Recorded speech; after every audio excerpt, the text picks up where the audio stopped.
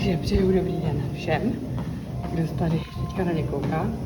Já jsem včera měla trénink nohou. Omlouvám se, že jsem zadechaná, protože už jedu tady 11 minut na páse kůze. Včera jsem měla trénink nohou. Já jsem cviky.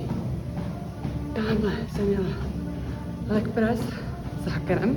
Jsem si to přepla potom. On je 2 v jednom. Pak jsem měla zanožování. Roznožování, to mám to tam u zrcadla.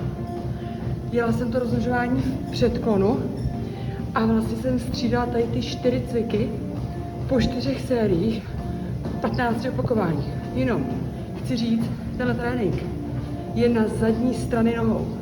Není to na předky, takže samozřejmě, pokud chcete mít kompletní ten trénink, musíte doplnit ještě přední kvadricepsy.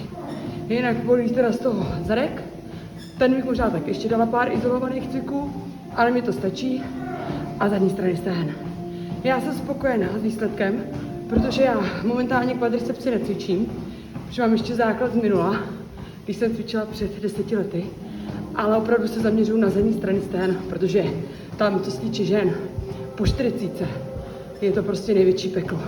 Celulitída, zadek padá, takže opravdu nebojte se.